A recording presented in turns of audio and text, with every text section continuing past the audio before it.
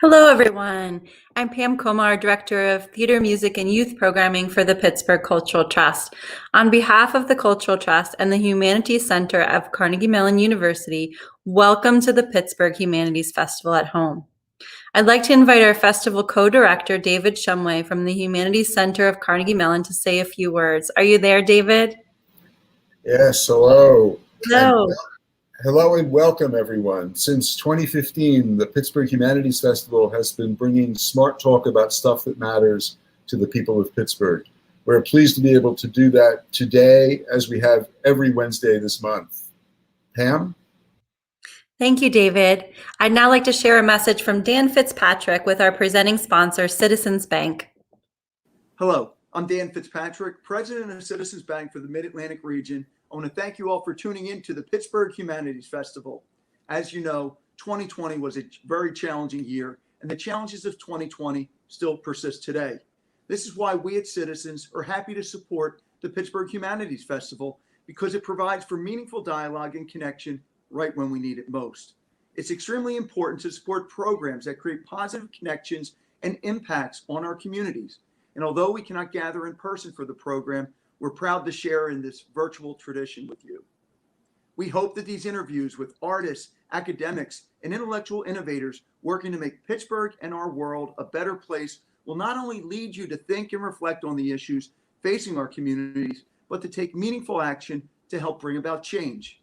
So thank you again to the Pittsburgh Cultural Trust for hosting the Pittsburgh Humanities Festival. We're grateful and we look forward to joining the discussions. Thanks so much. Thank you, Dan, and thank you to Citizens Bank for their generous support. Financial support is a critical piece of our ability to produce programs like the Pittsburgh Humanities Festival at Home. If any of our viewers wish to support and make a financial contribution to support this work, please visit trustarts.org/supporthumanities. Please be aware that our speakers will answer a few audience questions at the end of the discussion. Please post your questions in the comments on either Facebook or YouTube, and we will select a few for that part of our conversation. I will now hand it over to David Shumway to introduce our speakers. But first, we'd like you to take a look at this video about Not My Generation.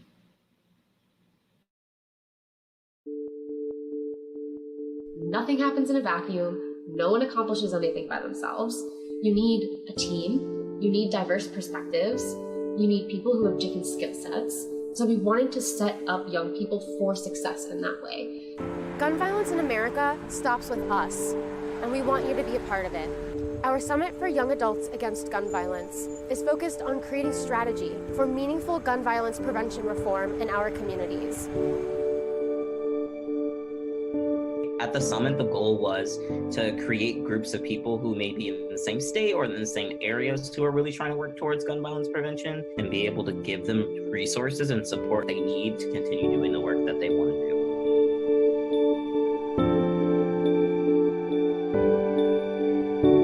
And so the coalitions are attending this conference together because, again, nothing happens in a vacuum. And if people are able to experience a thing together, they're able to do it together and move the whole community as a whole forward together without leaving any parts of the community behind.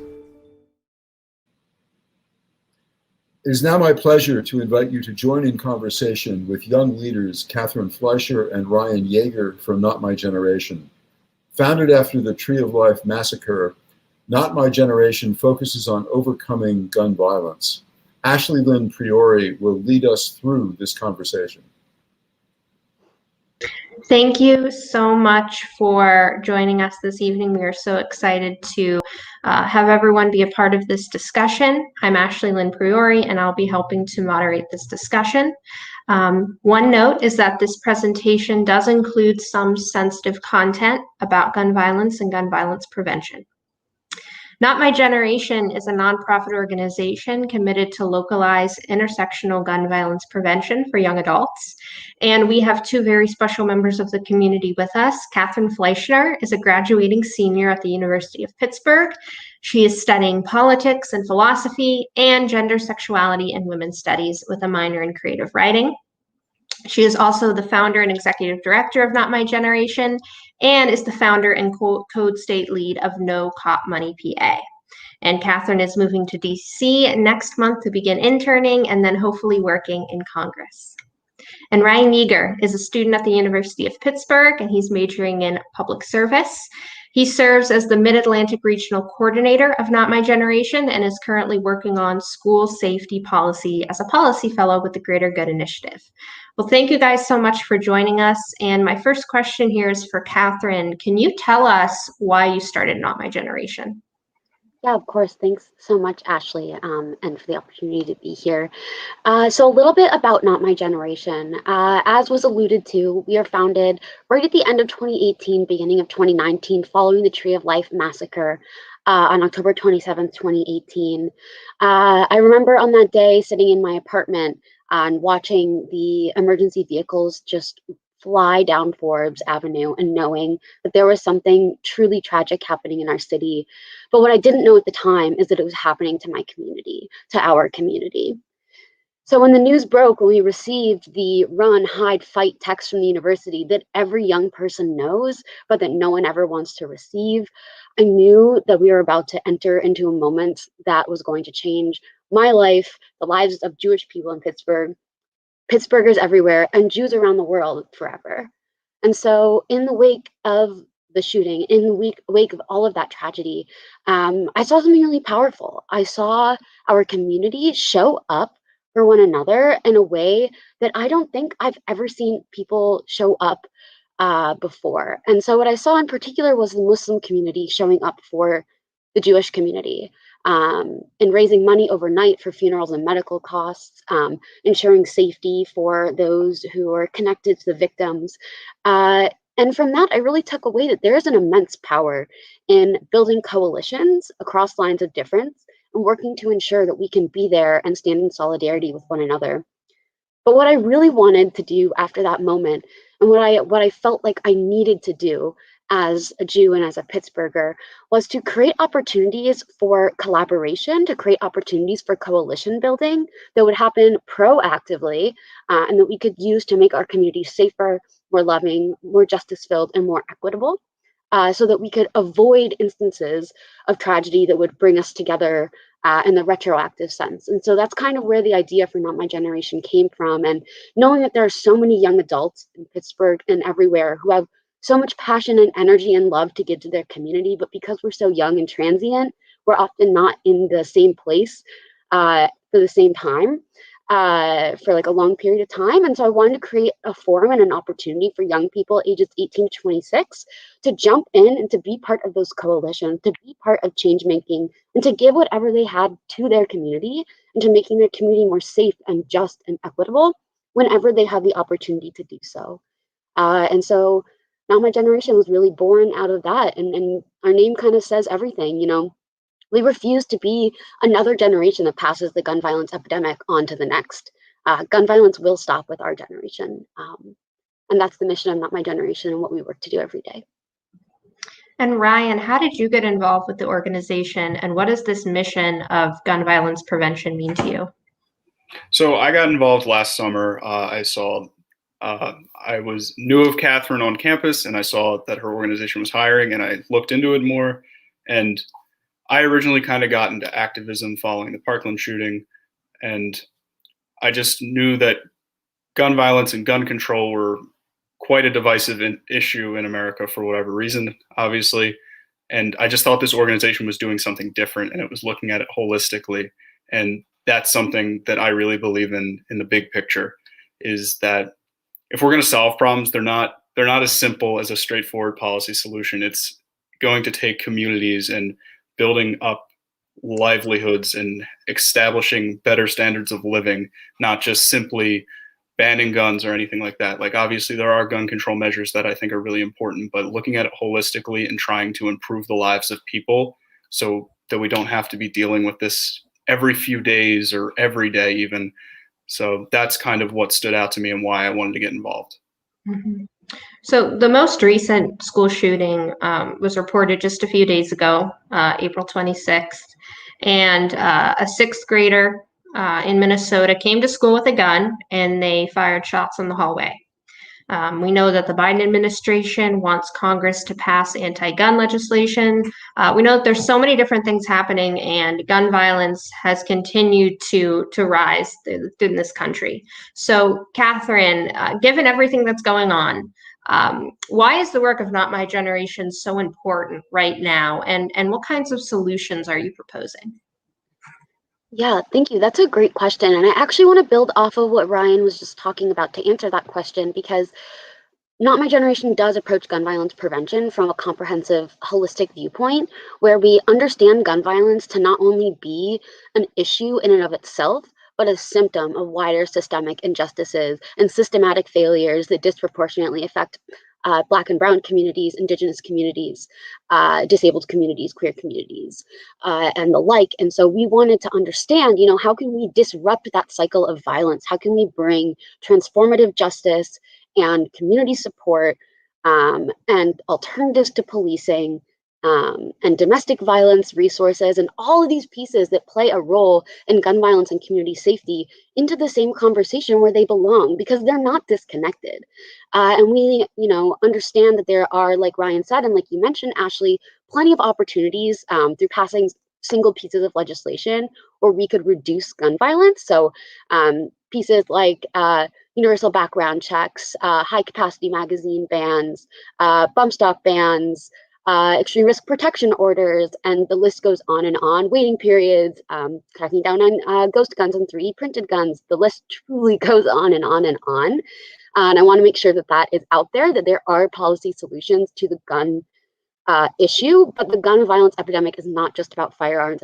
It's about systemic failures and injustices, which is why we think about gun violence, not only as being, school shootings, mass shootings, hate crimes like the Tree of Life, and community violence, but also that we think about gun violence as being police violence, as being domestic violence, as being accidental shootings, as being suicides, because 2/3 of gun deaths every year in this country, 40,000 deaths every single year, 2/3 of those are suicides.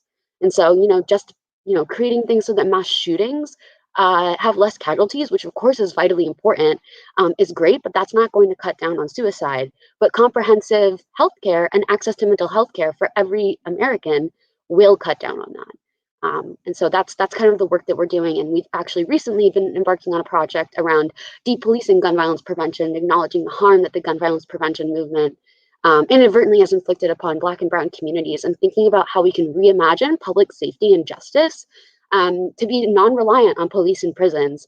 So what are alternatives to keeping our communities safe? And that's what, young people, that's what we're best at, is reimagining systems and working with one another to truly do whatever is best for our community and our people. And that's what Not My Generation strives to do. That's excellent. And Ryan, do you have any other comments on that? No, I think Catherine covered it all pretty much. It really is a holistic viewpoint, and we have to recognize that, yes, there are solutions that are very gun control centric, but we need to improve the lives of people and address their needs to make the system better. Mm-hmm. I want to open up this conversation a little bit more broadly to think about young people. We talked about young adults, specifically 18 through 26. And so, Ryan, in your view, how can young people help to enact change? And also having Catherine chime in on this as well, thinking about advice for young people who want to make a change in their community. And so often young people are left out of the decisions that impact them most. So I'm really curious about your feedback on young people and how we can impact our communities. I could definitely go on forever about this topic, but for the sake of time, one of the things I think about is making sure that you're focused locally, and as well as finding something that you're passionate about and are willing to fight really hard about. So like I mentioned, just Not My Generation's vision was different than a lot of gun violence organizations. And while they're all doing good work, just this felt like something that was a really good fit for me. So there is a lot of organizations out there doing a lot of good work. And if you can find something you're interested in, that's awesome. And if it's not out there, don't be afraid to start something. It can be overwhelming, but I guarantee there are many people out there looking and are passionate about the same things as you. And in regards to looking locally, I think we do sometimes get a little bogged down looking really wide at the federal level. Obviously, the federal level has a lot of overreach, but there is so much happening in your own communities, whether it's doing direct service by getting involved with your local food bank, or getting involved with local chapters of organizations, or looking more at the policy issues that are facing municipal and city governments. There is just so much you can do, and it's just kind of being sort of realistic with yourself, but also just recognizing what the first steps are in creating meaningful change. And it's looking locally to the communities you care about and finding your passions and fighting like heck for them. Catherine? Yeah, I mean, per usual, I just want to uplift what Ryan has said and just add a little bit of a cliche at the end here, which is that if you're passionate about something, do it. I know activism can be scary. It can be overwhelming. It can be, anxiety provoking, but you create a community. You learn as you go along. I'm learning and growing constantly from fellow activists, from people who've been in this work much, much longer than me. And organizing and activism is for everybody. And we need you. We need you really badly in the fight, because there is so much wrong in our world, in our communities, and it's going to take all of us to fix it. Whatever your passions are, whatever your hobbies and your talents, bring them to the table. There's a space for everybody. Let's get creative. Let's make change together. So I'm going to make a shameless plug, but if you want to get involved in Not My Generation, whether you're in Pittsburgh or elsewhere, head to our website, notmygenerationgvp.org. There's information there on how to contact us, to follow us on social media, to give financially, to apply for open positions. And if nothing else, my email is on there too. Just send me a quick email and let's chat, whether it's with Not My Generation or somewhere else. I want to plug you in and get you involved, because movements for justice need every single person who is willing to give the time and energy that they have. So reach out, get involved. Hi, everyone. Thank you for your great conversation. This is a very important topic. And if you're ready, we have some questions from the audience to share with you all. There was a question about how many guns there are in the US. I don't know if you have any thoughts on that, or if you know what the statistic is. Yes, the shocking statistic on how many guns in the US is that there are more people than guns in the United States, which should tell us a little something. And I can go on about that, but I will pass it back in case there are more questions. But there's definitely something to be said for the fact that guns essentially get stockpiled along with munitions, because they're good that you don't have to buy over and over and over again. And so the same people repeatedly buy, and that's how we get weapons that are, floating around that we don't know where they came from or how long they've been with somebody. And of course, we have really, really lax tracking laws and no licensing laws, at least nationally, to speak of. And so while we don't technically know how many, it's a whole lot.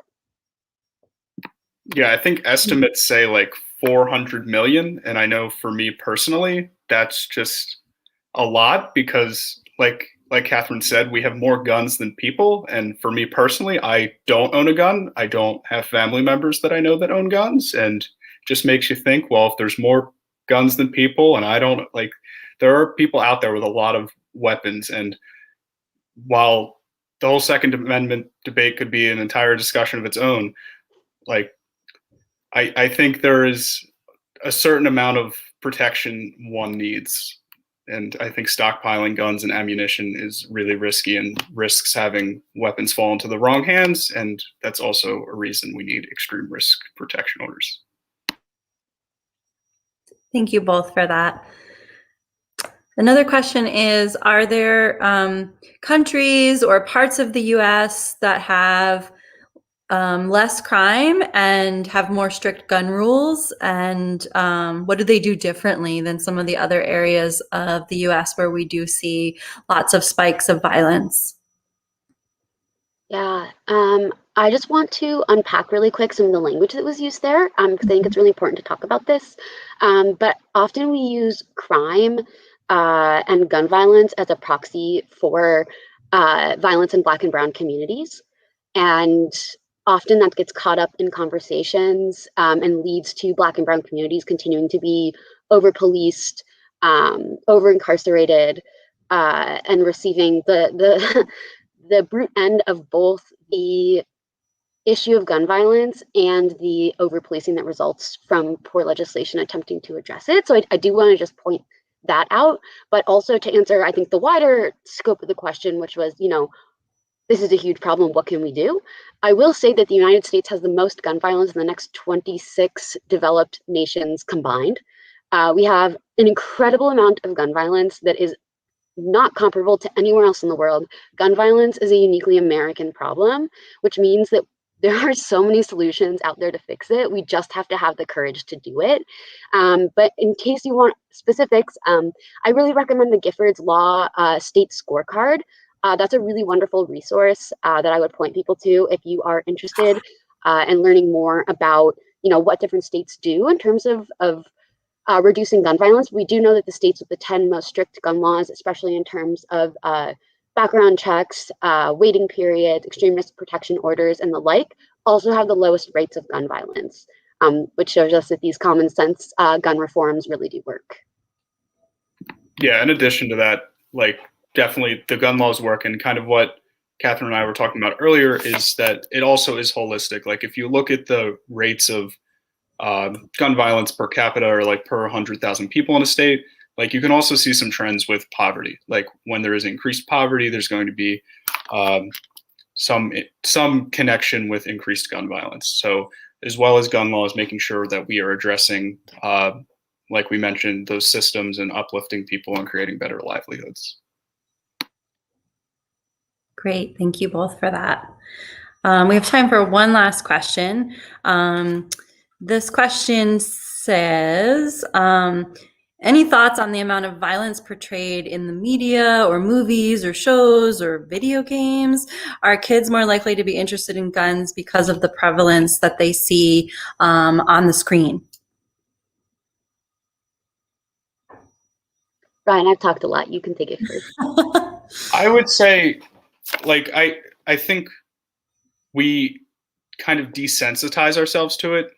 I was actually reading earlier in kind of preparation for this is that there was this, I think he was a professor at some university, but he started discussions about gun violence by showing a gun violence wound victim and just how traumatic that is. And I think to an extent we have desensitized ourselves to violence in the United States when it's we were almost another one today. And I think that's really, really horrifying, to say the least. I think in terms of media and video games and things like that, I think it's something to be mindful of. I think video games and media only show so much to an extent. Obviously, I'm not a super big TV watcher or video game player anymore, so I can't speak for everything. But I think it's kind of, we just need to remember to be sensitive and be mindful of these things. And obviously we can enjoy movies and video games with some form of violence, but I think we also just need to stay mindful and recognize that they're very different things. And while portrayals may desensitize us to that, we just need to be mindful and keep being sensitive to it and understanding that it's just very different. And just to tack on to the end of that really quick, we can also look at the fact that other countries have violent video games, portrayals of violence in media, and nowhere near the rates of gun violence the United States has. So that should point to us that the issue is not media. And again, to what Ryan said, it's not great. It does desensitize us. There's a lot of that happening these days. But the point is that gun violence does not result from portrayals of violence in video games. It results from a legacy of racial capitalism and chattel slavery and thinking, and the United States being founded via indigenous genocide, and the fact that we are a deeply individualistic and violent, have deeply individualistic and violent roots. I wouldn't say that we are necessarily that as a nation, because we have the ability to decide and build the kind of country and community we want to live in. But those are the roots of this country, and those are the roots of gun violence. And until we rectify and deal with, the deep racism, classism, and sexism upon which this country is built, we're likely not going to see a complete and utter eradication of gun violence. And it's important for us to know that and to not get bogged down in conversations over portrayals of violence in media. Even though they're important, it's really not the end all be all of what's driving the gun violence epidemic. Thank you. I think we can squeeze in one more question.